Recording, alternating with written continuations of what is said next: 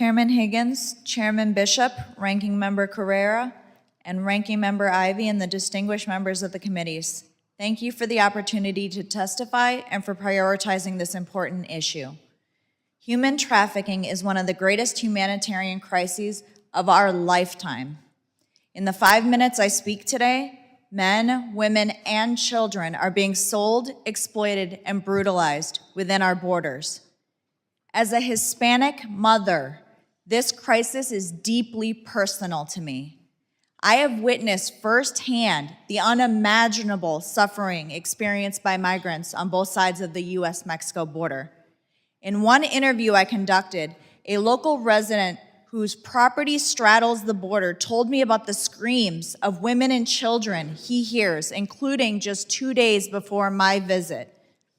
I walked these very paths, and I found discarded clothing, personal belongings, and chilling evidence of brutal assaults, all under the control of ruthless cartels like the Jalisco New Generation Cartel. No one passes through without their approval. Among the discarded items, I found IDs, many belonging to children, some real, others forged or burned. One was the passport of a 5-year-old Colombian girl. A haunting reminder of the dangers these children face. Traffickers erase migrant identities to smuggle them in under false names. In an interview with a former Sinaloa cartel affiliate, he revealed how cartels use advanced technology to forge documents and erase children's identities before crossing into the US. Tragically, the horrors don't end at the border.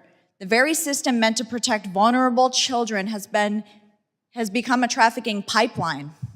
An OIG report recently revealed that 324,000 unaccompanied children processed at the border are currently accounted for. Policies from the Biden-Harris administration prioritizing speed over safety have placed children with unvetted sponsors, increasing their risk. Furthermore, this administration's decision to eliminate DNA testing to verify familial relationships has created dangerous loopholes which traffickers are now currently aware of and actively exploiting.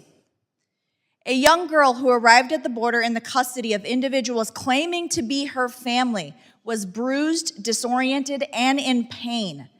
Medical examinations revealed that she had been raped, yet she was sent back to her abusers because no verification was done to confirm her guardianship.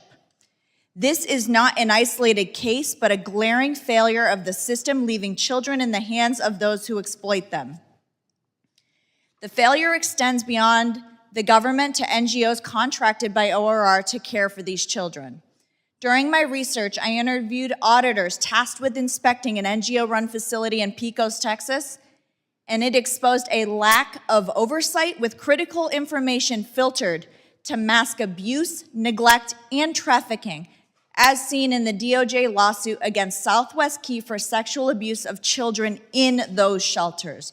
Meanwhile, taxpayer dollars fund no-bid contracts for these NGOs whose CEOs have tripled their salaries, hire staff teaching migrant girls to dance provocatively, and continue receiving payments for undelivered services. The crisis does not end there. Trafficking extends beyond sexual exploitation and forced labor to organ harvesting.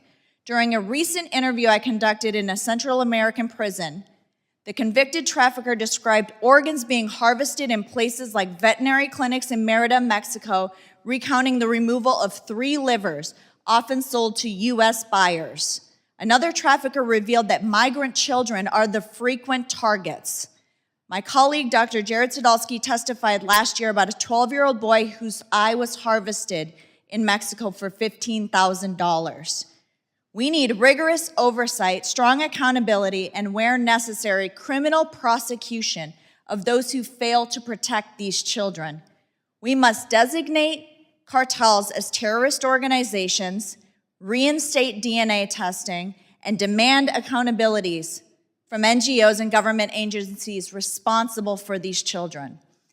With this new administration, the American people have issued a clear and urgent mandate, one that now rests in your hands. With top-down support, the trust of the American people, and the eyes of the world upon you, you have a profound opportunity to lead with decisive action. Today, over 324,000 children are unaccounted for, each one a life in desperate need of our protection. We cannot afford to wait any longer. These children's future depends on what we do today. Thank you for your time, and I look forward to your questions.